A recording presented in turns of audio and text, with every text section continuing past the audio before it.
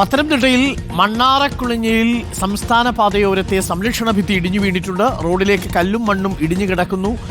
പ്രവീൺ പുരുഷോത്തമൻ അവിടെ നിന്നും തത്സമയം നമുക്കൊപ്പം ചേരും. പ്രവീൺ, എപ്പോഴാണ് മണ്ണിടിഞ്ഞത്? കുഴപ്പമൊന്നുമില്ലല്ലോ അല്ലേ? ഗതാഗത തടസ്സമുണ്ടോ?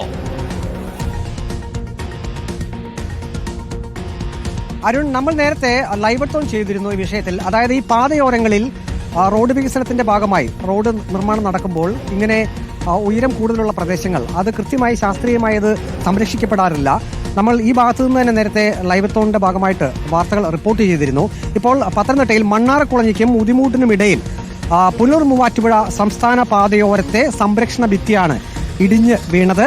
കനത്ത മഴയിൽ ഇന്നലെ രാത്രിയാണ് മണ്ണ് ഇടിച്ചിൽ ഉണ്ടായത്. ഇതിന്റെ മുകളിൽ ഒരു വീട് നമുക്ക് കാണാം. ആ വീടിനോട് ചേർന്നുള്ള സംരക്ഷണ ഭിത്തിയാണ് പൂർണ്ണമായും സംസ്ഥാന പാതയിലേക്ക് ഇടിഞ്ഞ് വീണ് കിടക്കുന്നത്. നാട്ടുകാർ ആ സമയത്ത് തന്നെ ഇവിടേക്ക് ഓടിയെത്തി.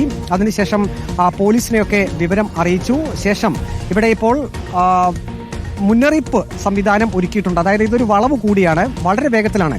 ശരാശരി 60 കിലോമീറ്ററിലധികം വേഗതയിലൊക്കെയാണ് വാഹനങ്ങൾ ഇതുവഴി സഞ്ചരിച്ചുകൊണ്ടിരിക്കുന്നത്. അപ്പോൾ മണ്ണ് ഇടിഞ്ഞ് ഇങ്ങനെ കല്ലും മണ്ണുമൊക്കെ സംസ്ഥാന പാതയിലേക്ക് വീണ് കിടക്കുന്നത് അത് വാഹനങ്ങൾക്ക്, യാത്രക്കാർക്ക് അപകടമുണ്ടാകാനുള്ള ഒരു സാധ്യത കൂടിയുണ്ട്. അതുകൊണ്ടാണ് ഇവിടെ ഇപ്പോൾ ഈ ഭാഗത്ത് മുന്നറിയിപ്പ് സ്ഥാപിച്ചിട്ടുണ്ട്. നേരത്തെ തന്നെ ഇവിടെ ഈ ഭാഗത്ത് പ്രദേശവാസികളൊക്കെ സ്ഥിരം പറഞ്ഞിരുന്നതാണ്, ഇവിടെ റോഡ് വികസനം നടന്നപ്പോൾ ഇങ്ങനെയുള്ള ഭാഗം, മണ്ണ് എടുത്ത ഭാഗം, അതായത് റോഡിന് വീതി കൂട്ടുന്നതിന്റെ ഭാഗമായി ഈ ഭാഗത്തുള്ള ഉയരം കൂടിയ ഭാഗം അത്